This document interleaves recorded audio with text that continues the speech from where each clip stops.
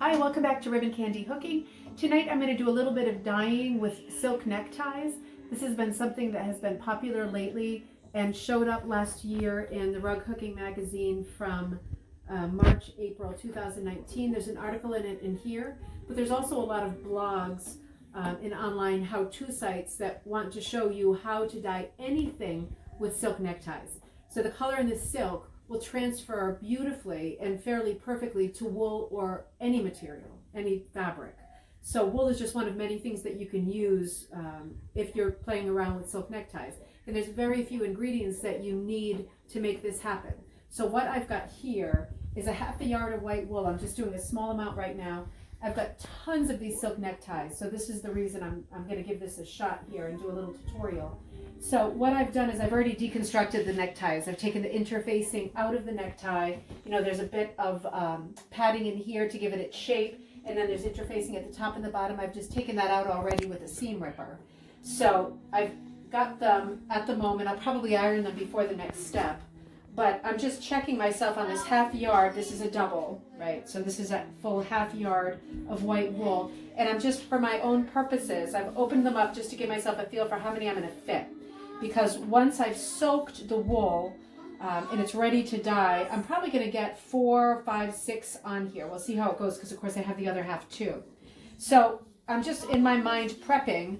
I've got all these ties ready. I won't get all those on a half yard of wool. So very few materials needed to do this. I've got a white enamel pan over here. Everybody's always talking about white enamel pans, and the reason why is because you can see your color changes better in white enamel. But if you've got any pan, that's also fine. You don't have to make huge investments in really expensive stuff to get started with something like this. So I'm going to soak this in the pan. This is just at the moment a pan of water, and this is the key thing, the synthropol. This is like a wetting agent. Jet dry for the dishwasher is also fine. I'm not super scientific with stuff like this. I'm going to put a little in here to make sure that the wool soaks for a couple of hours. Some people soak it overnight. It depends on what you're doing. Don't let the wool, rule you. Go on with your schedule. Let the wool soak, but definitely soak it for an hour. So I'm going to leave this in here for an hour. Then I'm going to come back to it, and we're going to start the process of laying those already broken down neckties, opened up neckties onto the wool, and then we're going to be doing the next step, which is actually the last step. It's a very short project. So here we are, step 1. The wool is inside its vat of water and synthropol. It's just a wetting agent to make sure it gets really soaked. To be continued. Okay, so we're back, and I've taken the piece of wool out of its pan, soaking in the synthropol, and so this is what I'm left with, a half a yard of the wool. Now, I'm going to make this easier on myself, I'm just going to slice it in half here. You can work with any length or size of piece you want, but I'll tell you something to think about in advance is where you plan to lay out your wet wool while you're putting the towels down. So in the rug hooking article, I noticed that the woman who's doing it is laying them out on the lid of her washer or dryer in the basement or whatever. Luckily, we have a giant piece of plastic, like PVC plastic, and we just put it over the table. So I can lay stuff out right here, but you think about that in advance, because if you end up with big pieces, you need to lay them flat for a few minutes while you do this next step. So these have been soaking, and I want to also say that I am doing this the way that they've done it in the rug hooking catalog, in the way that a person who dyes wool, a rug hooker, would do it, in a similar way. You can also do this by not soaking it first and just dry, putting them in here and soaking them together in the pan. You don't have to pre-soak it in an agent. You don't have to do that. You don't have to pre-wet it. It will work regardless. But this is the formula I always follow when I'm dyeing anything, so this is the formula I'm following now while I'm dyeing the towels onto the wool. Either way will work. So I've cut this in half to a size that's a little bit more manageable, and I've got my ties that I've already opened up. I haven't done a fantastic job of stripping them and stuff, but it's good enough for now. For all intents and purposes, it's going to be good enough. So I've got them ironed out, and I'm just going to lay them in the best way possible. My object right now is to fill this up. I'm going to trim off the edges later. My object right now is to fill up this wool with as many pieces of tie as I can. So that is what I'm doing. It's like we're doing Tetris now, and I'm just laying them face down. So the right side, this is the right side of the tie, right side down. You don't want the inside of the tie down. You want the right side down because the printing on silk is going to be pretty uniform throughout, but you want the best side down. Now, do the best you can, do better than me with taking all the little strings out.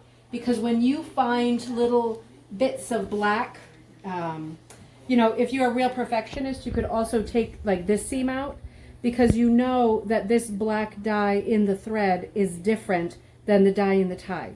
So that could create a problem. I'm not worried enough about it at this time of night with child in the other room watching video games to take every single thread out of it. But if you're more of a perfectionist or purist, you might want to do that. So I'm just laying these out here now. I'm going to trim them later. It looks like I'm going to get 4 on each side. So I might even have a little bit left over. So we want to pause for just a second, and I'm going to, in the meantime, I'm going to lay this out, put one more tail out, trim out the sides, and show you what I end up with. All right, so now I've laid these pieces of the ties out onto the white piece here. And again, my object was to cover as much of it as possible with pattern. Because what's going to happen next is the color from these neckties is going to be leached out of the neckties. Not completely, you'll be able to use them multiple times, but it will transfer itself onto the dye. So I want to keep these as sort of uniform as I can. I'm going to try to roll this real tight into like a little cannoli or something.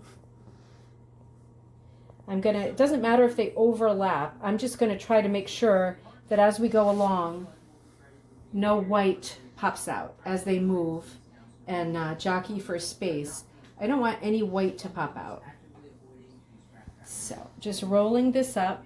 Now I want to keep it tight, not insanely tight, tight enough. You can tie it with anything. I have these little strips left over. We were just doing another dyeing project. Some people tie it with like the interfacing from the tie. Some people tie it with like sinew string. It really doesn't matter. You're just tying it to keep it secure. And again, this is like a quarter because I had a half yard and I only did half of it so far. So I'm going to do something like this. Now I'm going to roll it into itself. And I'm going to drop it in the pan. I'm going to get the other one ready too. But we've already got the water here, warm but not boiling. We've got our pan ready to roll.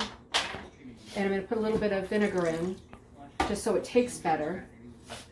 And I'm going to put this in here. Now what I haven't thought about, that we should have thought about, that we will think about now, is putting something heavy on top of it. You should have tied it in a circle like yeah, it was. I should have tied it in a circle. Let's do that. And then let's put a little bit of a weight on it. So I'm putting it into our pan for now. And I'm going to look for something. No, it's okay. I'm going to look for something that's heavy to hold it down because it wants to float up and you need to keep it down. So now we can pause while I figure that out. Okay.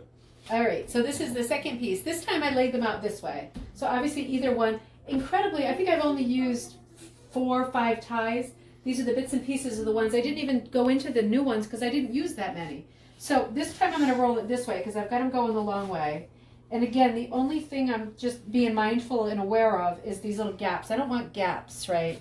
Because if someone is using this or if I'm using this piece, I probably am really big into, hey, I'm recording a video, abstract style of hooking, right? And you're not going to want huge gaps if you're using this as like a background for wallpaper or a forest or something like that.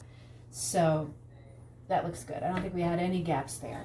So let me do this again, wrap it into a ring, and I'll show you what we did. We ended up just using the lid of a pan to hold it down because it wanted to float and bob. So because there's no dye in this or anything, we can use the pan. It's not going to do anything to our food next time. We just used a clear lid so you can see it better too. And in the 5 minutes that I've been doing this, I can see that there's color coming out of the other ring, which is really nice.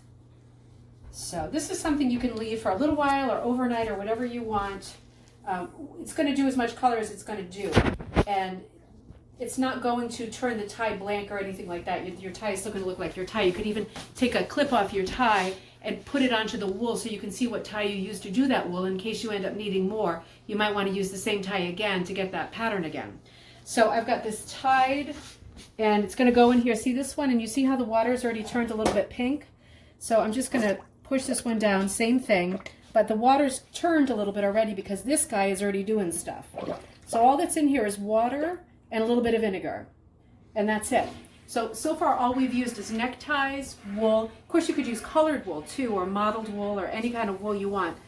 With the Synthropol, that was we just put a little drop of that in. We put more than a drop because I dyed some stuff after that in the same bin. This is on Amazon. This is spring of 2020, so there's a little delay in getting everything. So if this is something you want to do, this took like 6 weeks to come. Synthropol, a little bit of vinegar, water, our pans, that's all we're doing here. So we're going to leave this and pause the video again, and I'll make a call later as to whether we're going to look at this later or whether we're going to leave it overnight and check it out in the morning, because it's already doing its leaching. So it'll be curious and exciting to see how these pieces come out on the wool. And when we find that out, that is the last thing. Then you're just opening up your wool and using it. So to be continued. Thanks, Amy. So let's see what we've got here. We just took the rolls out of here. And if you look in the pan, you can see we've got a lot of sort of red pink. So that's a little bit worrying. And on one hand, we're going to come over here. On one hand, it's good to know that the color was leaching. On the other hand, there's a good chance that it's cast really pink. So let's see what happens. Let's see what happens. I haven't tied them super tightly, and I wish I tied them a bit tighter. Let's see what we've got when we pull it away. You can see that we've got some beautiful paisley here.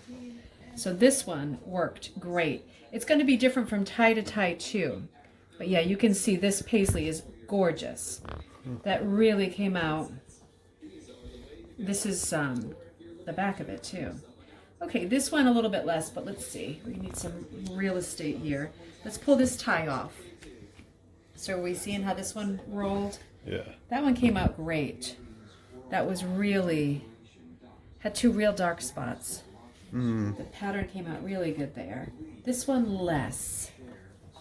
And this one, let's see our third tie.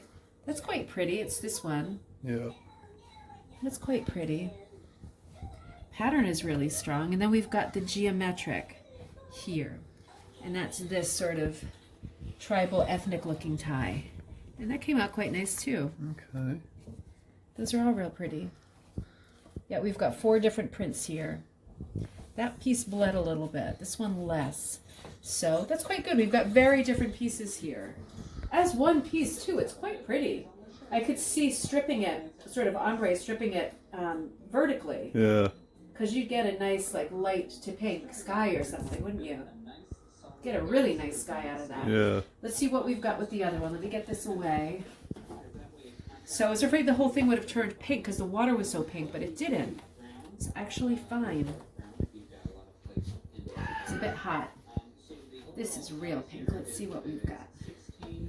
All right, so this is like a weird big floral, this tie here. And we've got hot stuff. It's so amazing! Teddy, we're doing a video. All right, let's see. Ooh, all right, so that is 2 different ones. That's another paisley. This is the geometric coming out here. That's this one right here. And this one is, oh, that's real pretty. Love that one. The very 80s, 90s print here is this one. So that's quite good. And then this one moves to that little geometric we had, this guy. So you can see there's still a lot of color in the ties. So if I wanted to use this tie to do something similar again, that would be easily done. And this one here, the best colors that came off of it were obviously black and the reds and the green. The green was quite good too.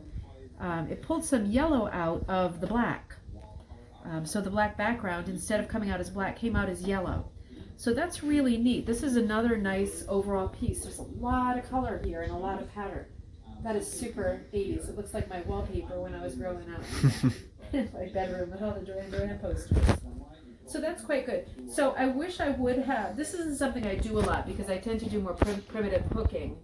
and I don't have a lot of need for this kind of thing.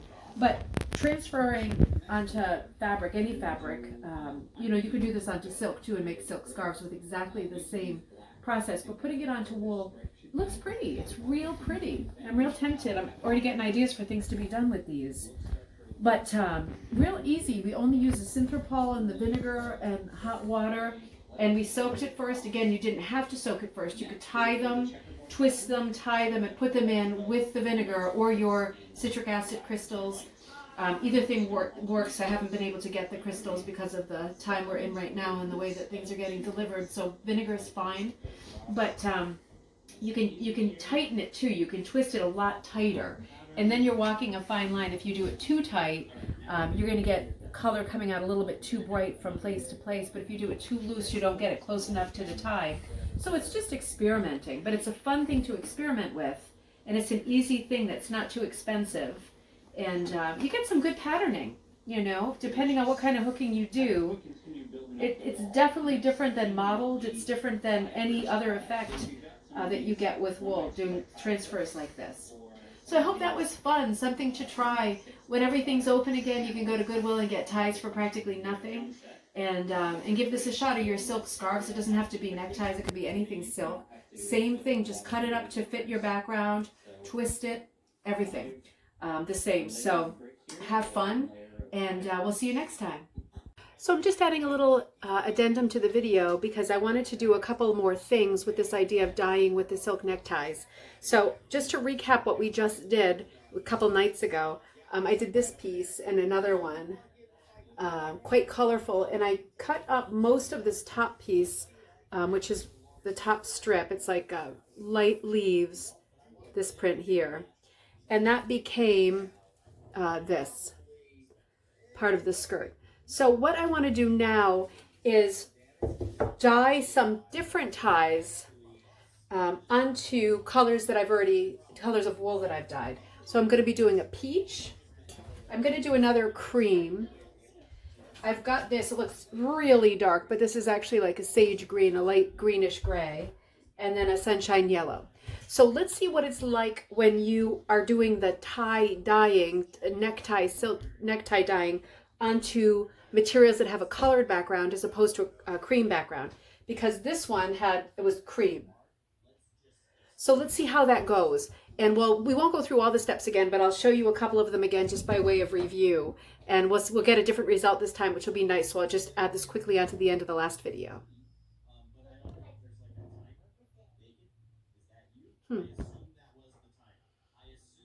Okay, so I've got my yellow one laid out, and I don't think I'm going to need this much of this print, so I'm just going to cut this in half, save that for other times. Now, again, I've got this down on plastic because this is wet. This has been soaking in the tub all day with the wetting agent on it, and I'm getting this one lined up. It's already opened up, getting it lined up face down on here. And again, my object is to try to get none or very little of the blank spots. So let me see. Making decisions as I go here.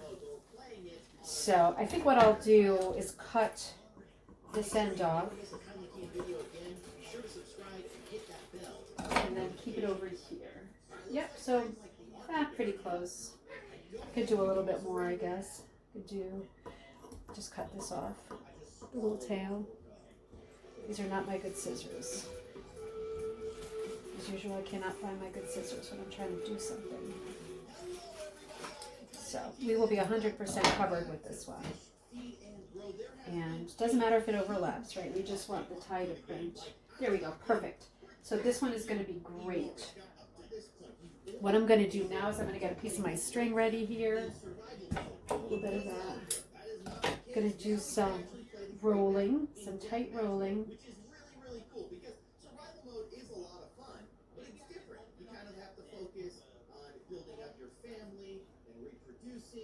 Kind of keep them all in place. I want it to be pretty snug.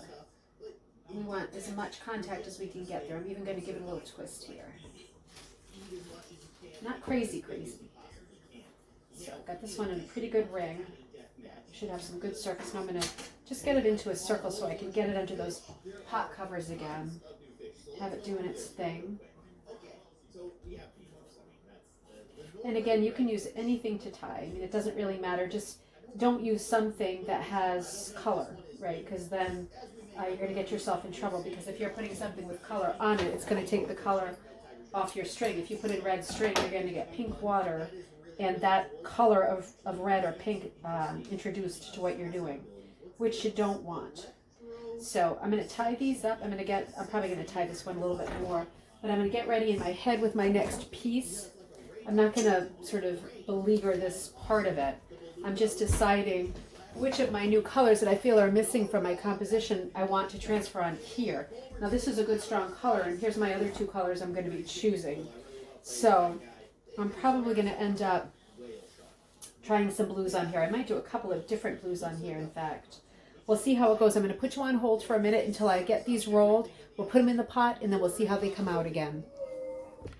Okay, so I'm about to put the new wrapped colored wools into the pot that's warm, but obviously not boiling. You don't want anything boiling when you're dyeing. I already have some vinegar in there, but I'm putting a little bit more vinegar in there. So here we go. I'm going to be putting, and I'll have to get the pan lids.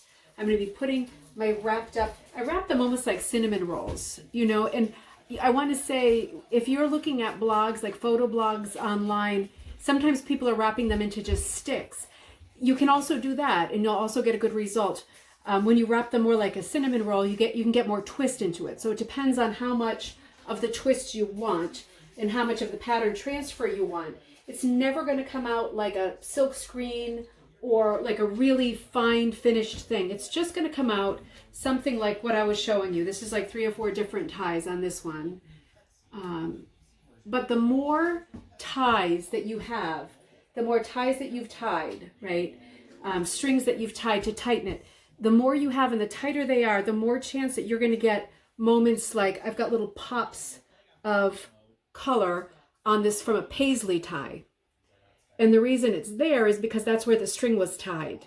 So expect to find that, and just know that when you are stripping it and hooking with it, of course it goes away. I'll show you the part that I finished of her skirt so far. Yeah, there's a few little darker parts where probably that was where the string was tied, but it really just adds to the whole effect, and I think really enhances it. So right now I've got my pieces in there. We're going to let them sit for a while. I'm going to put a bunch of these on for weight to keep them down. I'm going to keep an eye on the levels of pink. Sorry about that. Because when I don't want there to be too much pink this time. I had enough pink in the first round. So I'm going to keep an eye on these. Of course, pink can come off any color. It doesn't just come off red, pink, and purple. It comes off blue and a lot of other colors. It can come off brown. It definitely comes off black. So I'm going to look, because if you can see, it's already starting to pink up. And if it's going to do a lot of that business, I'm going to pull them out and clear the water, start the water over, and put them in again. Because what I don't want is them sitting in a bath of pink. I liked that with these. I got my skirt out of it, and I'm going to get another part of her dress out of the paisleys with the pink and the purple. But with these, I've got the pre-colored peach, yellow, celery, sage green, and cream color. And I've got blue ties, a little bit of green, some brown, a lot of blue, like bright blue. So I'm not going to want to go too pink. We're going to keep an eye on it and see what happens. And I'll return to you and we'll get the finished result of this batch. And then we'll have seen what it looks like when you are coloring plain cream colored wool with silk neckties versus pre-colored, already colored wool with silk neckties. See you soon. Okay, so I'm just bringing you to the stove for a minute. I got rid of the white pot because I could not control the bleeding, the immediate bleeding. So now I've got some stuff in this pan, some stuff in this pan, and this is the offender pan that keeps doing the pink. So this is the third time I've switched out this pan. I wish that these were all white. I don't have unlimited white stuff, but a lot of this is just reflection. But this is the pan that had the pink, and it seems to be under control now. That is the peach color of the wool, but the water turned pinkish purple a couple times in a row immediately. I'm keeping an eye on this one, but there's a tiny cast, but nothing much. And that one, it's changing the color of the white wool, but not changing the color of the water, which is what I want. Okay, I'm going to pull these out and let's see what we've got. They've been in here for about an hour and a half, and I've changed the water on one of them multiple times because it keeps wanting to do like a fuchsia purple too much. So let's see what we've got. So this one, the water's still good. I haven't changed this one at all. It's going to be our peach one. And this is one of the, I hope these came through. I'm not seeing a lot on the backs of them. And in here, this is the offender. We did a lot of stuff. Let's see what we've got with this one. And, okay, this is the sage green.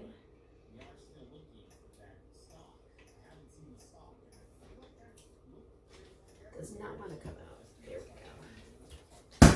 Whoa. And to be continued. Okay, so let's see what we've got here. We've got all our colors out. This one is the coolest. I'm going to cut all these strings off. Now this one going in was, I'm trying to remember what color this was. It wasn't the peach, it wasn't the green. Gosh, I think this was a white one actually. Let's see. So, get these guys out of the way. Now, I made sure that all of these ties are 100% silk ties. Ooh, that's like a tie-dye kind of thing. Looks almost like a leopard print. Well, that's quite good. I don't mind that. So that was from this tie. I don't know if you can see that. It's like a variation on a medallion in brown and navy.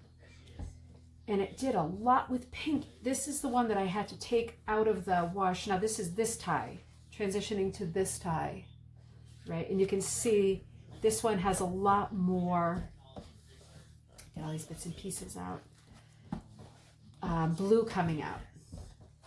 So that's not bad. I quite like that. We got a big change from one piece to the next. You know, doing like a nice Klimt type thing, or you know, real Art Nouveau design coming from the turquoise down to the sort of coral looking. The medallion turned out to be very leopard-like, right? These are like soft squares, rounded squares, but I like that. That's not bad. We'll dry that off in a minute.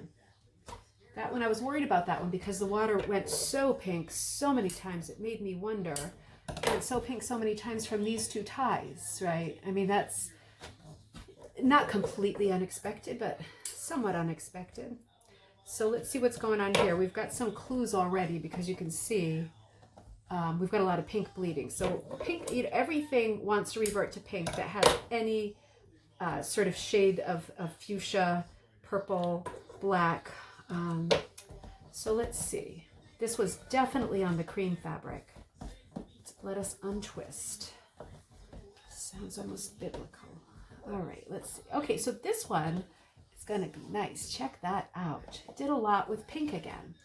No getting away from that. That is just one of the tropes, I guess. So this one was, let me get unwound, is that sort of hand-painted Jerry Garcia knockoff tie that I had by someone Chan. So, yeah, see, it was dark blue and like a teal, more of a teal, but it wanted to come out, the teal came out fuchsia, and the dark blue came out in that pinkish again, the pink purple. It's very robust. It's got a nice pattern on it. I wish it was less pink. But you get what you get and you don't get upset, right? Now this was a different tie on the edge. If you see this one here, that was, I had little bits of this little paisley guy in there. So that's these here. You can see the black came out real nice. This one came out real nice. So this is good. You know, this could be like some kind of Lily Pulitzer type Cape Cod-y, beachy color. The blue is great. I'm okay with the blue part. I definitely like this one more though. That one's more different. Let's see what else we've got. This is the sage one. I feel like I'm opening blind boxes for one of my kids' videos on their channel. Kind of is the same thing. All right, this was our one that was kind of a sage color. It looked a lot darker, wet. Oh, this one's hot. No, this one didn't do too well. So we didn't get much off this at all. This was twisted real tight, and it's 100% silk, and it didn't do too much. It did very little. And this one had the same amount of vinegar, the same amount of what is it called? Strict to fall, something to fall, pre-wetting it. Yeah, that didn't do anything. So that's a bit of a bummer. That can happen. So that was this tie. Definitely a sand wash silk. There's so many different kinds of silk for ties. This was a sand wash silk tie. And then we've got some that are more like a dupioni or wovens. It doesn't mean that all sand wash silk or crepe type ties that are silk won't work, but this one didn't. So that is okay. It was not meant to be. Now this is the one that was, I dyed peach earlier. I dyed the wool, the cushion color peach, just plain old peach. And you know what? No, I didn't. This is the peach one. That was the peach one. I was wondering what that was. That was peach, and this was bright yellow. Bright yellow. This is one of the acid dyes. So, I love this one. Look at this. This one went from unexpected, this tie. You can see you can use this over and over too. There's still a lot of color in there. It's not like it faded at all. That on bright yellow, bright sunny yellow. Actually, this was the color of that. It went to that with that tie. Really unexpected. I quite like it. It's got the little shapes in it. You can see with this, it's got kind of, not paisleys, but a rounded, not a medallion, a variation on it. I'm tired. But real pretty, real soft and fluid. And it went to this nice, I like that a lot. That's really different, isn't it?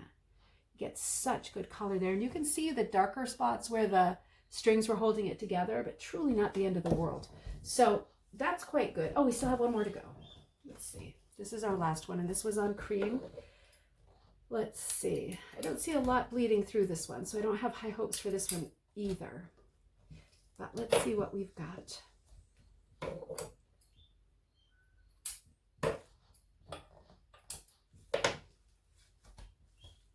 Oh, now I see a little bleeding. Okay.